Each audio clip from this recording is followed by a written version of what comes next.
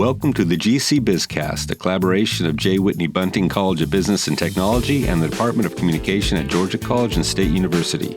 Here we discuss important topics with today's business leaders and educators. We're excited that you've joined us. The views expressed are the views of the individuals on the program and do not represent the views of Georgia College and State University. So let's get started.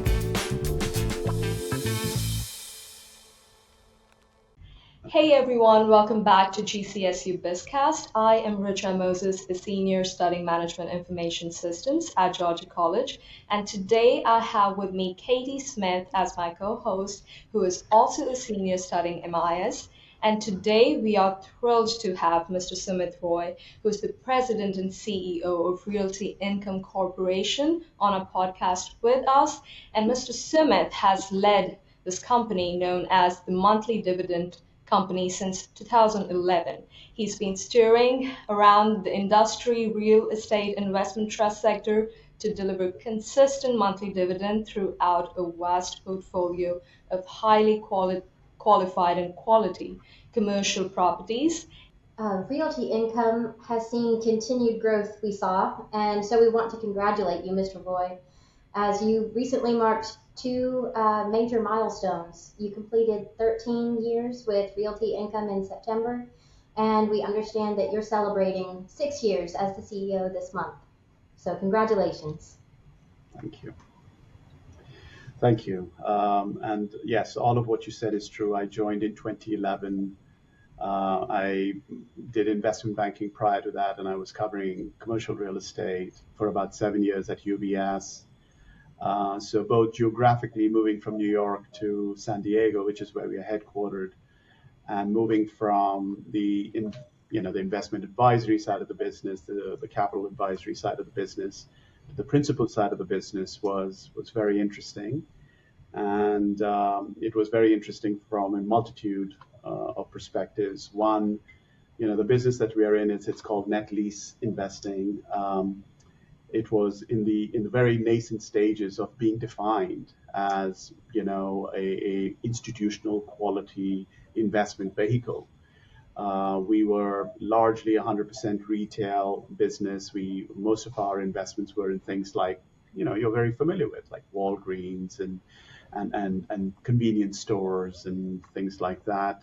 The only element that was consistent across the entire portfolio at that time was the fact that they needed to be freestanding and they needed to be a single tenant. And there are obvious benefits of having that sort of model in the real estate world, one of which, and given that both of you are MIS majors, you'll get this. It's a very efficient EBITDA margin business. It's today, if you look at what our EBITDA margin is, it's 95%.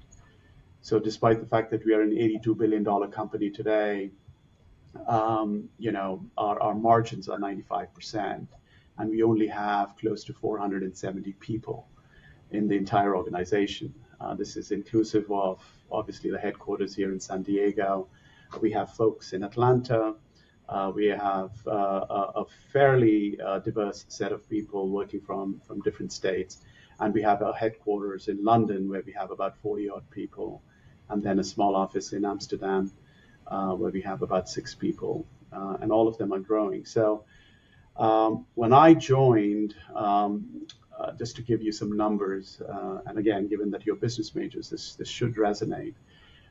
We were a $7.5 billion company, and we had 65 plus minus employees at that time. We were domestic, 100% here in the US. And fast forward to today, the enterprise value, I already shared that. We have 15,500 assets. We are still predominantly here in the US, but 15%, almost 15% of our revenues are now coming from Western Europe, predominantly the UK, where it represents 12%, and the remaining 3% are from countries like Spain, Ireland, Italy, France, Germany, and yeah, that's I think I got all of them, in Portugal, if I didn't get that. So it's been a fascinating growth for the business. And a lot of what you see we've become is a testament to decisions that we made, 6, 7 years ago. And so this is going to be core to anything that you study on the business side, that, strategy is super important to laying the clarity of vision, and that defining that North Star that should dictate, where the company is going. And without that, I think you essentially become a function of inertia, and you're chasing that next, that newest shiny object. And that's a strategy that, you could get lucky and you could be successful, but it's not a way to create long-term value. And so we've been blessed. We have a great board. We have an amazing team. My colleagues are, obviously, I'm very biased, the best that I can think of. And we have an investor base that has been supremely supportive of what it is that we've tried to do. And getting all of these things lined up and working in concert with each other is critical, I believe, to the success of any company. And so, yes, so that's what I've been doing. Absolutely, that's really impressive, Mr. Roy. And what would you prefer calling us, Mr. Roy, Mr. Sumit Roy? What's your best bet? You can call me Sumit. Okay. So Okay, I comfortable. think I will have to personally put Mr. because that feels, um, a little less respectful by just calling such a high, Oh, no, no. personality um, I out think we there. need to But be less formal, and so that's if we are right. less formal, then we revert to first names. That is And you absolutely right. guys are students. I was in your shoes not so long ago. All right, a long time ago. Um, and so yeah, just let's make it casual.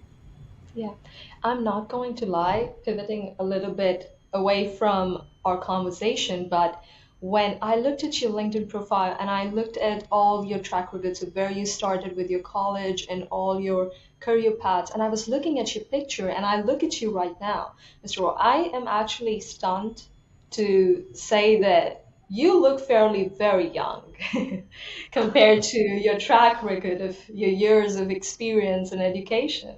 So we were really surprised on that. So Yeah. we are fair to say that maybe you have been very close to our age now. Well, I don't know about that. That just tells you that you have to take care of yourself, That's right. regardless of how busy you are. Every element of your life needs to be aligned. Your Mhm, professional life, your personal life, your family life, mhm, things that move you, and are very important to you. My temple is very important to me. And I think if you have balance, mhm, the net result can be a very healthy one. You can't ignore your health, and focus 100% on doing something on the professional side. It's not that's right. sustainable. It never is. And so I think, thank you for your very kind words. I know I look my age, but it's one that you have to be intentional about, is really the point I would make. Mhm, And so don't ignore that. I mean, right now you have the luxury of youth, and you don't mhm, have to focus on your health, etc. But it becomes more and more important as you become more and more busy, and as you become, especially in my role, if you look at my career, the last 20 years, it's much more sedentary. And so mhm. you have to take time out of your busy schedules to make sure that you remain active and you take care of yourself. So, anyway, That's right. not That's right. advice that you asked for, but one because of your lead in, I thought I'd Yes. share.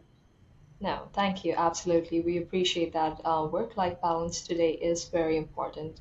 And I think that's one of the questions we wanted to ask you anyway. You have pivoted so many times in your career. How do you maintain that? Was one of our questions already, which I think you very gracefully answered it already. Katie and I were actually very astonished talking about your career pivots. Katie was telling us about how you started with technology consulting and built Mhm. it your way in investment banking. That's right, Katie. Hmm. I'm going to Some give time that in packaging as well. absolutely. And it was just interesting to see how you came to now your industry, which is real estate. Can you tell us a little bit about, I think, especially students of our generation, with how the economy is around us, it's very likely that we will pivot as well. So, Yeah. any guidelines, any advice that you could give us? Yeah, that's a great question, Richa, and it's been asked before, that how does one that is, and I went on to get a master's in computer science immediately after I graduated from Georgia College. I just drove up and went to Athens and got myself a master's as well. Um, it's it was a path that I was resigned to, and one that I was resigned is perhaps not the right word. I was looking forward to. I loved the world of technology. I left my country to pursue that here in the U.S. And so it was natural for me to step into the world of consulting, where my formal training came to the fore. I was able to leverage that when I was giving advice to companies and creating technology solutions to either enhance their productivity and or reduce the inefficiencies that they might be experiencing. And so that was a perfect marriage, I thought. And then, 5 years into it, well, a few years prior to that, I would say about 3.5 years into it, it started to become very rote, and it started to become, something that didn't quite inspire me. And there were elements of when I would be talking to the chief operating officer of a company where we are taking a solution to help them become much more efficient. Um, there were elements of what he was focused on or she was focused on that didn't quite resonate with me, which was the business side of things, which obviously, you're trying to marry with your MIS degrees, right? The That's business right. side as Yeah. well as the technology side. But it was not one that I had been formally trained on. And so it became very apparent that I needed, that element of or that vacuum that existed in my understanding of how things work addressed. Mhm. And the second reason I think was I'm a bit of an academic to begin with, and so having the opportunity to go back to school and spend another couple of years getting yet another master's seemed just perfect. And so that's what I did. I had a great run at Capgemini. It was the first job, formal job, I would say, because while I was working at Georgia College, I worked 20 hours a day in the lab, which I'm sure you're using, the computer lab. Oh, you And recognized it. That is yeah, I fascinating. probably This is the SAP lab. I'm so yeah, impressed. but I probably won't recognize it because it used to be in the Atkinson building on the third floor. I don't know if it's Oh. still there, but now you probably have multiple labs doing multiple things. But that was Mhm. my life from day one. Um, I am forgetting his name was Dr. Hawkins. I'm forgetting his first name. He was Hmm. in charge of all of these labs, and he was a professor. He would teach MIS Okay. classes, and he hired me to work 20 hours a week. That's all I was allowed to work as a foreign student uh, in the lab. So from the very first day I joined Georgia College, I worked every week 20 hours till I graduated. But anyway, I don't know why I pivoted there, um, but so this gap needed to be addressed, and I had a technical slant to my academics, and so after doing some research, and I actually had a project in Chicago. I went to University of Chicago and saw their curriculum, and I thought that would be the perfect spot for me to get my Mhm. MBA, and thankfully I was accepted. Mhm. I deferred my admission for a year because I was very close to getting my permanent residency, which was Mhm. important. And they were very kind to accommodate my request, and I did get my permanent residency, the year after I got my admission, and I That's started in 1999, mhm. and That's and the that, year I that was born, actually. Just wanted to sorry. mention that. That's the year I was born. You go. So Yeah. right there, I've lived half my life, and you were being born then. So Yeah. very interesting. But it's when I first started at Chicago, there were only two things people talked about. One was consulting, and the other one was investment banking. And I had no idea what investment banking was. Hmm. And so I was like, "What is this thing?" And I was like, "You know what? Why don't I try it?" And there was Mhm. this massive push for everybody to go into these one of two areas. And so I ended up doing my summer internship at Merrill Lynch when it was still Merrill Lynch. Today it no longer exists. It's part of Bank of America.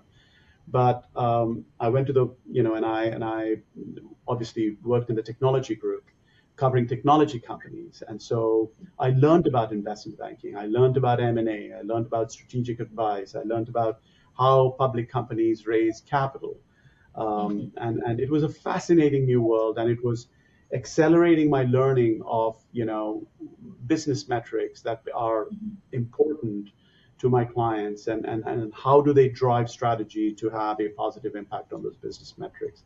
I saw that Mhm. all play out, so I was super excited. At the end of my internship, I got an offer to come back to the group for full time. And then you fast forward 1 year, it was 2001 September when I Yeah. joined, and then you had 9/11 happen, Yeah. and it was a surreal moment, Mhm. where everything else sort of became secondary in terms Mhm. of importance. And it was also right during that time that I met my now wife, and she had just started school Mhm. in the New York area, and so it was perfect in so many ways because the foundations of what I am today was laid at that point in time. Anyway, fast forward 2 years in, 2.5 years in, they made the decision because the dot com thing happened and a lot of That's right. companies blew up in the technology space. Merrill made the decision that they wanted to move. They wanted to shut down the New York office and just stay focused on the San Francisco office. Mhm. So I left, and really was looking for something because I didn't want to leave New York. Mhm. And so that's when I joined a paper and packaging company in their corporate finance department in Yeah. Stamford. Mhm. And then 1 year into it, the pace was not quite what I wanted. I loved the people, I loved the business, but it was just a slower pace, and I was still very hungry for knowledge. And then I got the opportunity from UBS to come Mhm. and join their real estate group. And I was like, and these were groups that, there were a group of folks who were in the real estate group who had recruited me from University of Chicago. They were alums of Chicago Mhm. at Merrill, and they had moved over. And I was like, I know nothing about real estate. And they said, well, we Mhm. don't care about that. We care about, your ability to That's right. synthesize information and your analytics and your quantitative skills. And I was like, okay. And they said, we'll teach you real estate. Mhm. And that was a 7 year run where I think it was a phenomenal 7 years Mhm. in the real estate world. I was exposed to companies in Brazil. I was exposed to a whole slew of different things, and just accelerated my understanding of the real estate world. And that's where, as I got more and more senior in the investment banking side, I started covering my own clients, and Realty Income happened to be one of my clients that I covered while I was at UBS. And so fast forward, on the personal side, I was married by then, and I had my first daughter in 2005, Mhm. and I had my second daughter in 2009, and everything was going swimmingly at UBS. There was a lot of volatility. You had the great financial crisis, if you recall, That's right. Yeah. 2007, 2008. So there were a series of these, economic volatility that Mhm. one should expect in their career. That's right. But fast forward to 2011, Mhm. I got a call from folks here at Realty Income asking Mhm. me, the then CEO Tom Lewis and John, they asked me if I would join their company, and I was. That's not what I had been thinking about. But I had a conversation with my wife, and she was like, "Look, we always complain about not having time to spend with the family. You're always working 24/7. Um, weekends. We can't really make plans. This could be perfect. This would have the right balance. You love this company. You talk very highly of it. You love the culture of this company. And so that was the blessing I needed and the push I needed, to make the decision that I did. And then I joined Realty Income in 2011, September 6th, I believe. And it was one of those times where I didn't know San Diego. I'd never lived in California. I visited San Diego to visit my client. But yet again, not only was it a professional change, moving from the advisory side to the principal side of the business, but it was a massive change for my family. We had just bought an apartment on the Upper East Side, and we were like, basically saying, you know what, we're moving. And I think that the common thread, and then of course I stayed on at Realty Income, and I've been here for now north of 13 years, and it's been a phenomenal run, an absolute, blast. But I think the point I want you to take away from this is so much of my life and my career hadn't been planned out. Yes, you make these plans, but you have to have the flexibility to move and to react to the macro situation that presents itself, and don't get so enamored or tied in with a particular part of your life that when it's taken away, that you almost feel paralyzed to take advantage of what's in front of you. And having that flexibility and that growth mindset, of being able to adapt to the situations that present themselves, I think is a key ingredient to success. Having said all of that, if you can find something right after school that you absolutely love, don't make changes for the sake of change. And I know that's very difficult for the younger generation to hear. But I'll tell you, we have people who are senior vice presidents who left their undergraduate degrees, graduated, and they came and joined us, and now they're SVPs. So finding the right situation for yourselves, and being part of creating the strategy and implementing the strategy, there is so much fun in that. And the other piece I have to mention is luck. There is an element of luck, without which I wouldn't be where I am. You have to have the humility to recognize that, I think, and that you can't, we're not smart enough to plan out every permutation that comes our way in terms of, opportunities, etc. But be open, be thoughtful, and don't be afraid to take on that risk of something new. That's life. Wow, that's wonderful, I would say, Katie, isn't it? Yes, it sounds like both curiosity and problem solving, and maybe some fun seeking, have been part of all the changes in your career, and that is fascinating to see. You came back around to talking about strategy, specifically as it relates to folks joining Realty Income out of undergrad, and now they are senior vice presidents, and talking about the fun of being part of that strategy long term. So I was wondering if you could talk a bit about what it's been like for you and others at the company as you've grown over the years tremendously in the past several years, specifically for your international acquisitions, and just I'm curious about specifically how the strategy has adapted to stability and turbulence in the things we've experienced through this time. That's a great question, Katie. Again, when I think back, when I first joined, I mentioned to you we were 100% retail real estate focused company. In 2010, right before I had joined, and then we continued that in 2011, we started to make the pivot towards industrial assets, distribution centers, places where Amazon fulfills its orders, etc. we started to see that the trends in retail was shifting towards an omni-channel strategy. We saw what Amazon had done to the bookstore business. I mean, this was well before you guys were born. There was a bookstore company called Borders, and they were like a dominant name, and they got completely wiped out with Amazon coming in and underpricing all the Mm-hmm. books.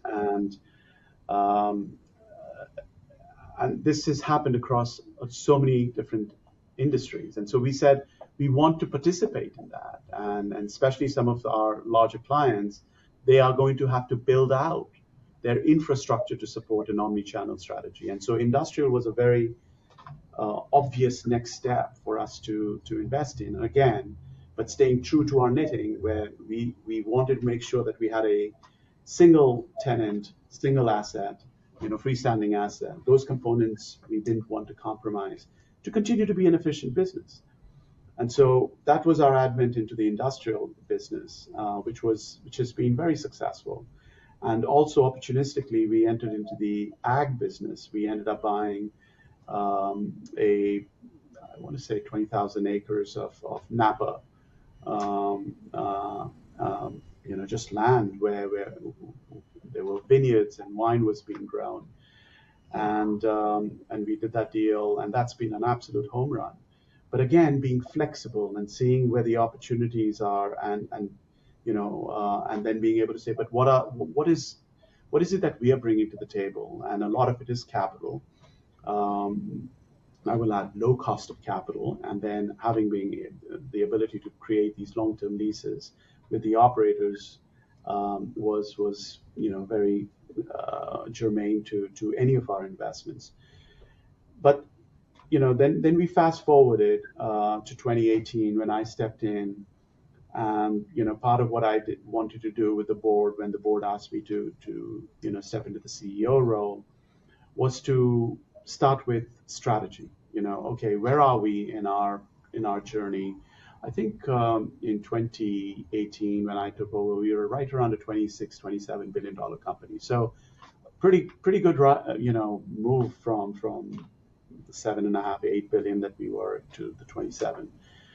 And we created a strategy with the board's blessing of saying, okay, these are the strengths that we have, our cost of capital, our ability to create long-term relationships, et cetera, and how can we port that into other areas? How do we redefine the sandbox where we play, where we invest?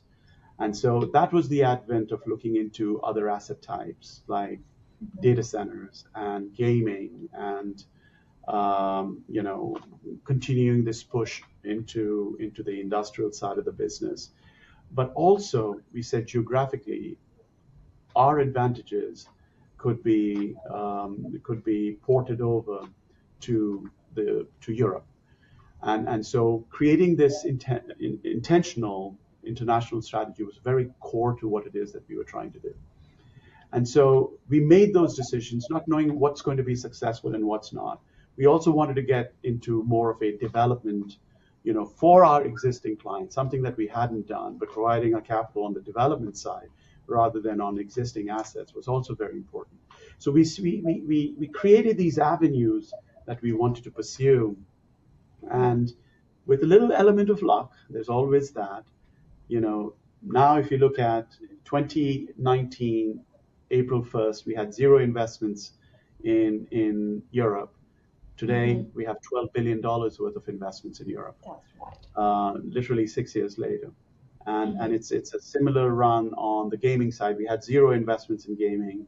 Today, we get more than 3% of our rent coming from two investments. The Bellagio, you might be familiar with that, in Vegas, and there's an Encore Boston Harbor in Boston Oh, that we yes, also. I was just about to ask you that that was one of your recent acquisition, 1.7 billion, if I'm not wrong, around Yeah, that. And that was yeah, great. That really shows your ability to identify these opportunities, and that's a great deal. Please tell us yeah. more about it. Well, yeah, it's again, creating the relationships with the right operators is key to that. So it's a win property. You Mhm. might be familiar with the Wynn assets that you see in Vegas. That's right. And we had a conversation with them, and they were at a point in time where they wanted to monetize the asset in Boston, and they Mhm. felt like we would be the right partners to do it with on the real estate side. And there you have it. We spent $1.7 billion, bought the real estate, and leased it back to them for Mhm. 30 years. Of course, there was a lot more that went into that, but at the end of it all, it is about creating the relationships and being intentional about what you want to get done. We Mhm. wouldn't have had that opportunity had we not said this is an area that we want to get into, and Mhm. we really want to do something about. So um, yeah, that was the gaming business. That's how the industrial business is now 14.5% of our overall portfolio. And Mhm. we did our first investment in the data center side, which was, Wow. when was that? It closed last year in the third or fourth quarter, I don't recall. And now we have an operational data center in Northern Virginia. Wow, that is amazing. That kind of leads me, out of curiosity, the question would be, during these times, you've spoken about using the luck sometimes, taking risks even when we don't know if whether or not it's going to be the right place for us to invest in. How do you manage your shareholders at that time when you're, Yeah. pivoting into so many changes, kind of balancing that when markets sometimes can be so unpredictable? What leadership qualities do you think is necessary during those times? Or how do you influence your shareholders even if um, the future is not clear yet? Yeah, look, I think anytime in business when you're making a decision, you're not going to have 100% of what you will need to make that decision. So there's an element of risk. If it was risk free, there is no opportunity to create value, That's right. right? By definition. So you have to take on some risk to create value, and you have to be very thoughtful Hmm. about working through the permutations, identifying the risk, Hmm. identifying the probability of those risks playing out, and how could it have, an impact in the decision you're making, and then come out with what is the expected value creation opportunity, if you were to go down a particular path. That's an analysis that you have to be doing constantly. And oh, by the way, once you've made that initial decision, the variables could change. So how do you That's right. pivot? But Yeah. but the true leaders, and it becomes very obvious even amongst the junior folks who are coming in, Hmm. those that have the ability to take on risk, calculated risk, I might add, you Hmm. know, calculated risk, and can speak to that. Hmm. That's one of the key ingredients that people look for, the senior folks look for, in Hmm. in the ability of the younger generation to move up and accelerate through the ranks. Hmm. Um, Absolutely. a lot of folks are risk averse, Hmm. and they just want to do the safe thing. But doing the safe thing doesn't always translate into creating alpha, creating that upside value. And so, life is about taking calculated risk, and experience becomes very important there as well, because based on past experiences, even the stuff that is not clear and is won't be clear for a while, you can take your life experiences into account to make the decision to move forward. I love that. That's inspiring, honestly. We noticed that Vanguard holds stock in Realty Income. And so we Mhm. were curious how Realty Income handles institutional investors. Are they pretty hands off? Yeah, so even within the institutional investor base, you have the passive investors that are basically index investors, and that's where the Black Rocks and the Mm. Vanguard, the State Streets of the world, that's how they invest, and they're largely basically weighting their investments off of the S&P 500. Who are the companies, and it could be any index. It could be the Russell 3000, S&P 500, S&P 100, Dow Jones, but they have a passive investment style, and they're trying to mimic some of these funds. They are not necessarily folks that would reach out and want to have a conversation with the management teams, etc., because they're largely passive investors. Then you have a group that's very active, but they're long only, and they are the ones who want to have periodic conversations. Every quarterly call they get on to hear, how the results are presented. We have conferences, a multitude of conferences throughout the year, where we have one-on-one with these active investors, talking to them about a story. There are questions that they have about why are we doing this, why are we going in this direction, or about our quarterly results, etc. This is the forum where we can address those.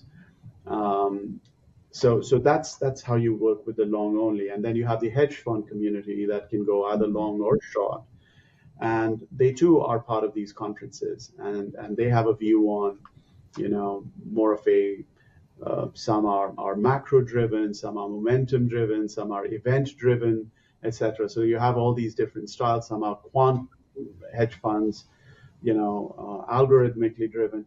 Whatever their philosophy might be, they, through that lens, if they want to speak with us, they attend these conferences, and that's how we connect with them. They get to know us, we get to know them, and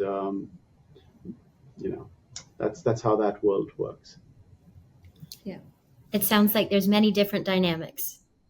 Yes, and every strategy has its own unique way of looking at a company, and you as the management team need to be able to address all of those different perspectives. Yeah, absolutely. We were just talking about AI, so I was just curious to see how AI and technology is shaping real estate industry. You think, especially real estate has had such traditional approach always. Do you see virtual reality coming in and AI playing these roles in expanding real estate? How do you see that duo working together in long term? Yeah, so we already, we are creating our own predictive analytic models. We've been working on that project for the last 4 years, and we've made tremendous progress, where we've created algorithm by industry, to help prognosticate, the likelihood of renewals and the recapture rates in terms of rents, etc. And that's a proprietary model that we've created. We've allowed it to learn through our own, proprietary data, that we've collected over the last 55 years as a company, 30 of which has been a public company. So there's, I think AI is the next step change in terms of increasing productivity across all industries, including real estate. I think the lease reviews, etc., are going to be done by algorithms out there that can become very accurate. Especially if the form of the leases are much more consistent. But life's not that, and so it'll still take time. In accounting, AI is going to play a big role. If you can use AI as an agent, you can become much more efficient. There's this issue with the how do you begin with a white sheet of paper? That has largely been solved by AI. You can use AI to create the outline for a presentation that you're making, and then obviously it becomes a starting point, and then you build and you modify, and you, rather than having to think that first level thought of, okay, what's the first word I put on this blank sheet of paper, a lot of that work can be done for you. And so I think AI is going to have a phenomenal impact. We just have to be careful about taking into account the ethical considerations and other elements that one should consider in anything new. Look, when computers came in, I still remember when I first started at the computer lab, we used to have these 5.25-inch discs to boot Mhm. up the computer. It was DOS. Yeah. I don't even know if you guys know this. And we had a similar booting up device for the Apple computers. And Apple used to just have those green little words running through, and they had their own terminal and their own computer and all of that. By the time I graduated, hard drives had come in. This was in 4 years. We went from floppy disks to hard drives, and hard drives had a capacity, I still remember, of 20 megs, and they're considered massive. Today, on your phones, you have 64 gigs, and in some cases 128 gigs. So, I mean, I think AI can have a phenomenal impact on productivity, and it's just at the beginning stages. But we have to be careful, like anything else. That's right. And Mr. Roy, we would not want to take any longer of your time. Before we have you off the podcast, we know you've given us so many great advice, right? There's something that I resonated with you with. While I was pivoting or while I was migrating to United States, I was into real estate sales for a couple of years, just doing my high school and that side gig, and real estate sales and consulting, especially in Mumbai, if you've been there at all, um, if you've lived there. So it's huge, and I was able to relate so much of how you pivoted your career and had the same traces on my life of going to real estate a little bit, starting as a computer science major and then pivoting into business and MIS. And we both are actually double Bobcats program students, which allows us to start our masters in our junior year. So we could resonate so much with your journey and your career, and it's been so inspiring for us, especially for me to know, doubting that how much I've pivoted, did I do the right thing or the wrong thing, and it was really inspiring to see somebody. We may consider you as our alumni, somebody that we look up to, and once this podcast comes out, so many students will be inspired by having personality like you've grown up so much going out of Georgia College. I think it would be such a great inspiration, Mr. Roy. And when would we have the privilege to see you in person at all? Is that a possibility that we see in future of having you here? There's always that possibility, right? Yeah, I do travel. I travel to Atlanta. that's fantastic. It's just a question of making it happen. Yes, I'll keep that in mind, and in the future, absolutely. when I do have a trip planned for Atlanta, Absolutely. I'll reach out to see if it makes Yeah. sense. And so, never say never is Never what I'm say going to say. never. That's right. Richa and Katie, thank you for having me. It was a pleasure. I really enjoyed speaking to the two of you. It brought back old memories. Enjoy your time in college. It is very important to be in the moment. Hmm. So with that last parting thought, thank you very much for having me.